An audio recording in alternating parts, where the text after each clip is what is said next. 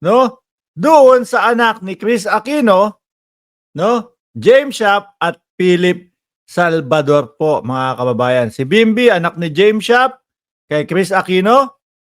Si Josh, anak ni Chris Aquino, kay Ipe Salvador po, mga bossing. Eh magiinit po ang ulo ng ano dito, ng mga DDS po, mga kababayan. Although mga bata yan at wala namang kinalaman sa politika. Eh nako, gagawan po nila ng kulay yan, mga kaibigan. Ano sabi dito ng ating First Lady? Thank you, Bimby and Josh, for dropping by. Napasyal po yung mga anak ni Chris Aquino, mga bossing, doon sa bahay ng First Lady. Eh, syempre, ang iisipin po agad niyan, tapos nakadilaw pa ang unang ginang. Iisipin agad ng mga DDS niyan, nako, talagang dilawan na ang pamumuno ni Ferdinand Bongbong Marcos Jr. dahil binisita siya nung anak ni Chris Aquino.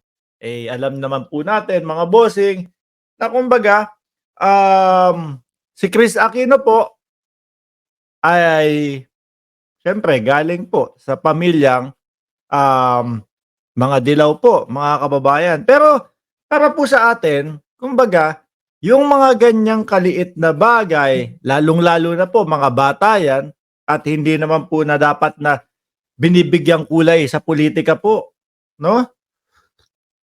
Eh gagawa ng kulay nitong mga DDS na, ako po para sa akin sila na po yung mga bagong dilawan dahil po sa patuloy at lagi na pagkontra sa ating gobyerno at sa ating Pangulo po, mga kababayan. Para din po sa akin, baga ngayon lalo na yung isinusulong ng ating Pangulong Bongbong Marcos na Uniteam, eh nagkakatotoo po talaga. So sa madaling salita po, simula po nung kampanyahan, mga bossing, hindi nagsinungaling ang ating Pangulo doon sa layunin niya. Ano po? Na pagkaisahin ang mamamayang Pilipino. Eh kasi doon naman sa kabila, sa mga DDS, doon sa mga bantot supporters at bantot vloggers, eh ang gusto nila doon, watak-watak. Ang gusto ho nila doon, away-away ho mga kababayan Porket po, hindi sila yung namumuno, eh kailangan pabagsakin itong si Bongbong Marcos. Kasi malilintikan sila, mga bossing. Ang dami na pong mga issue na nagsisilabasan na mga palpak, nung pamumuno ng dating Pangulong Duterte. Eh mga bitter po. Yung mga nandoon. Palibhasa kasi, unang-una yung mga vloggers, dati talagang sila yung tinitingala at laging pinapanood ng taong bayan. Ngayon po medyo wala na. Oo nga no. Pero medyo hawig dilaw po yung kulay. Sabi ni Ma'am Amelia Gutierrez, Sir Mark, Mark po yan. Sir Mark, hindi dilaw, orange suot ng FL. Lam, okay lang yan. Josh and Bimby. Wala naman yung problema dyan, pero gagawan ho nila ng problema yan, mga kababayan. Gagawan po yan nila ng issue. O yan, tingnan mo. Sabi ko sa inyo ang namumuno talaga dilawan. Sabi ko sa inyo talagang si First Lady Liza Marcos galing sa angkan ng mga dilaw yan Kaya ang pamumuno ngayon ni Bongbong Marcos ay dilawan. Ang liit ho ng mga utak ng mga yan.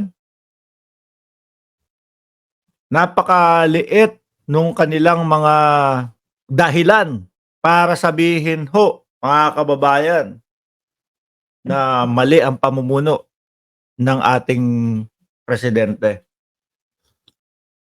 Tipo bang masira lang, may masabi lang sa taong bayan, na hindi karapat-dapat ang ating presidente, hindi karapat-dapat ang First Lady diyan.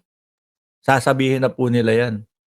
Ayan ang saya nung dalawang bata. Ako po kasi, mga bossing, si Bimby, kahit papaano, nakikita ko yung nakikita ko yung paglaki dahil nga po sinusubaybayan ko si James Shap.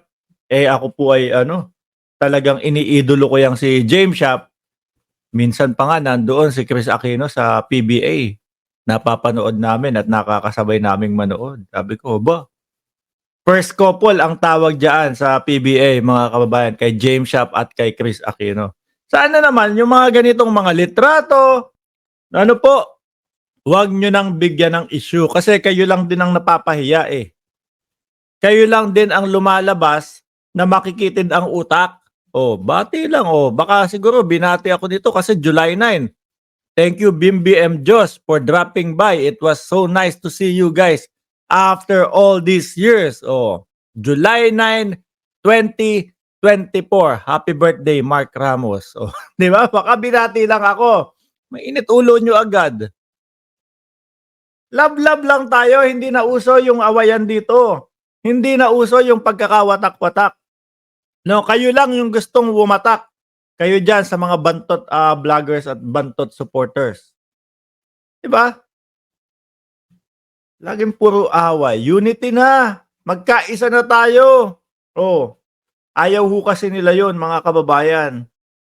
Dahil nga po, kumbaga, hindi daw po kasi pagkakaisa ang isinusulong ng Pangulo kasi nabubuko daw po, no? Yung palpak na pamumuno nung nakaraang administrasyon. Sabi ni Ron de la Cruz, official, ang gusto kasi ng mga Duterte admin, pag galit ang Duterte sa tao, dapat lahat galit din sa kalaban nila. Yan ang katotohanan, aminin nyo man o hindi. Correct. Ano po? Gusto nila, kailangan galit tayong lahat. Kailangan hindi pwede yung mga ganyan. Dapat tayo ang hari. Dapat tayo ang nasa ibabaw. Di ba? Kumbati Mix Vlog, Boss Mark, inggit na inggit si Maharlika dyan sa picture. Oy, galit na galit. Ay, malamang yan. Di ba?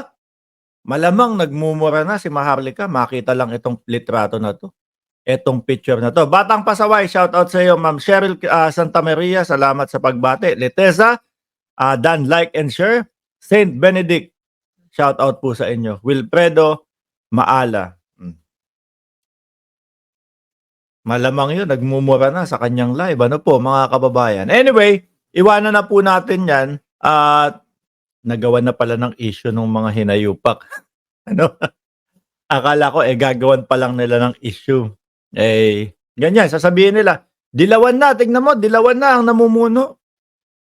May pagkakaisa na po ngayon. Hindi na kayo uso ngayon. Hindi na uso yung pasiga-siga ninyo ngayon. Oh, unity na. Yan ang tunay na astig po ngayon.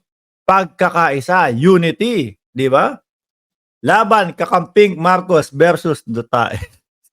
Sabi ni Ron de la Cruz, official.